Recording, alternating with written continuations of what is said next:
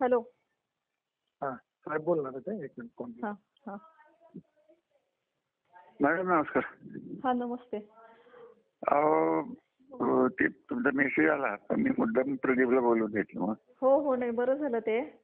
मी पण त्यांच्या परत काय ते परत इतकं आपण तुम्ही धाडस केलंय ते काय माझ्या डोक्यात नाही. आता एक काम करा, हां तुम्ही घरीच थांबा. प्रदीप येईल 4:30. तू गाडी आणली नाही बघ, तो येईल तुमच्याकडे.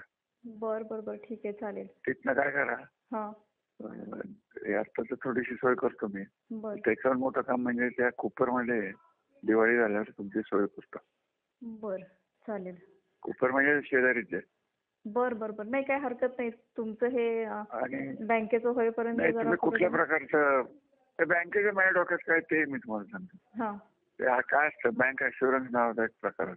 हां त्याच्यात कसं आहे, या बँकेच्या 300-350 शाखा आहेत. हां ते आम्ही कुठल्या तरी एका इन्शुरन्स कंपनीला तिथं बसायची परवानगी देणार. बर आणि धरून झाला की सातारच्या एका ब्रँचमध्ये 5 कोटीचा टर्नओव्हर त्यांचा झाला माझा त्या इन्शुरन्स कंपनीला. हां म्हणजे 17% पैसे आम्हाला बँकेला मिळणार. बर त्यामुळे तिथं आम्ही काय करणार, तर ती इन्शुरन्स कंपनी जी कोणी येईल हां टेंडर होईल त्यांना आम्ही प्रेशर करणार की हे आमचे 50 घ्या.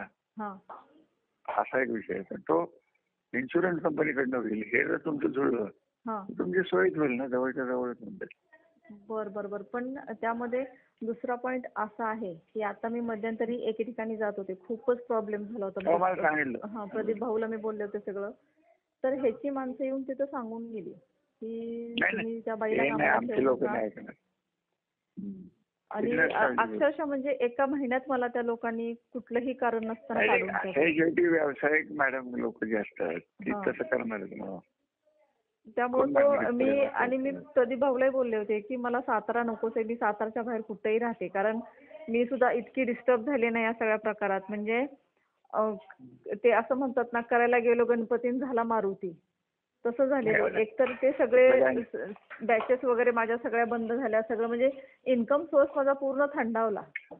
काय त्याच्या आधी व्यवसाय काय करत होता? ह्या केंद्र शासनाच्या ज्या स्कीम्स असतात ना, ग्रामीण विकास मंत्रालयामार्फत, त्या मी रन करायच्या. आता जवळजवळ 9-10 वर्ष झालं त्यामध्ये माझा चांगला जम बसला होता.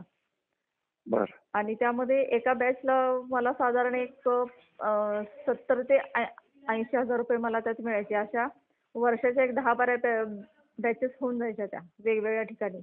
मग त्यामुळे ते माझं इन्कम सोर्स अगदी छान चाललेला होता. आणि आता कसं झालं, त्यात माझी मोनोपॉली झालेली आहे की मी चांगलं काम करते. अजूनही तुम्हाला कोण म्हणतंय करू नका?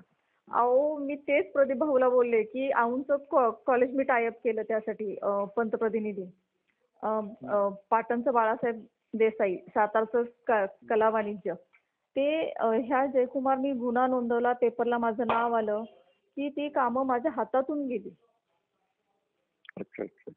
असं झालं त्यात. नाहीतर ती, आणि हे सगळं लाईनमध्ये बसलं होतं की आता बॅच सुरू होईल आणि 6 महिन्यात ते गव्हर्नमेंटचं अनुदान सुरू होतं. त्यात मिळतंच ते 100%. फक्त थोडंसं जरा ट्रॅकवर येईपर्यंत वेळ जातो त्यात, पण ते नंतर सुरू होतं ते.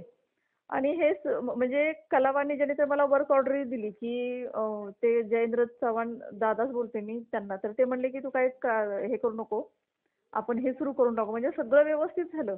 पेपरला नाव आलं, सगळं झालं. म्हणजे लोकांना ते हायलाईट झालं की ते विनयभंग ची केस कुणी केली आहे, तर चारुशीला मोहितीने केलेली आहे. मग काय झालं म्हणा? नाही, मी माझ्यावर झालेल्या अन्यायाला वाचा फोडली, पण लोकांनी यातनं वेगळाच अर्थ काढला की पैशासाठी केली. बरं, आतापर्यंत माझ्याकडे होते, मी प्रदीप भाऊलाही मागितले नाहीत किंवा शेखर गोरला मागितले. आता मी पूर्ण मोकळी झाली अक्षरशः. म्हणजे आज दिवाळी असून माझ्याकडं एक पैसा नाही, खरं सांगते. मोकळी म्हणजे पूर्ण मोकळी. हे होईल, तुम्ही नका काळजी करू. नाही, आणि म्हणूनच मी प्रदीप भाऊलाही सांगितलं की हा एवढा एकच सोर्स आहे माझ्याकडे तुमचा. त्यामुळे म्हणलं मला एकदा तुम्ही बोलवून द्या की काय होईल आणि काय करता येईल ते. नाही हे करूच ना तुम्ही.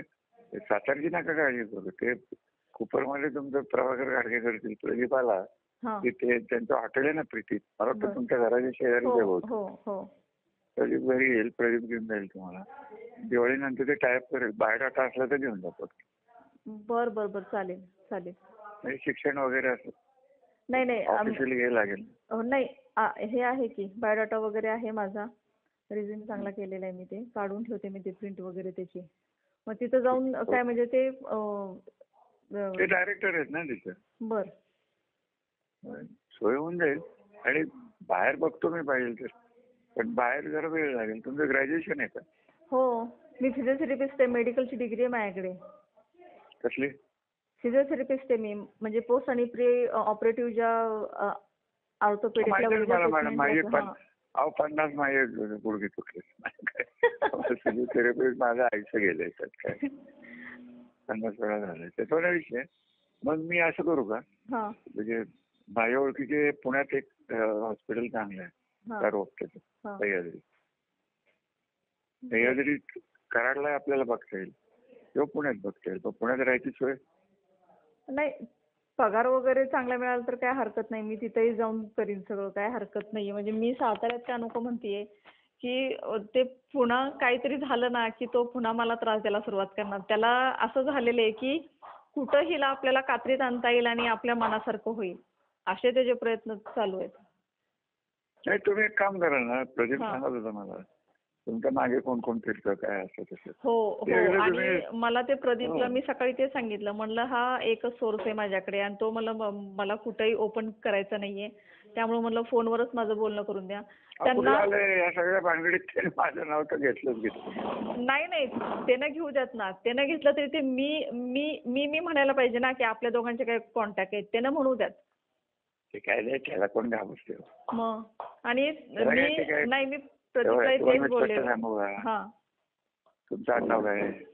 मोहिते, 96 मराठा. मग आमच्या डोक्यातनं जाईल का ते? बरोबर आहे. शक्य आहे का? आलं का लक्षात? त्या गोष्टी राजकारणात जास्त बोलतायत. बरोबर आहे. प्रदीप येईल 1 तासाभरात. तुम्ही नका काळजी करू.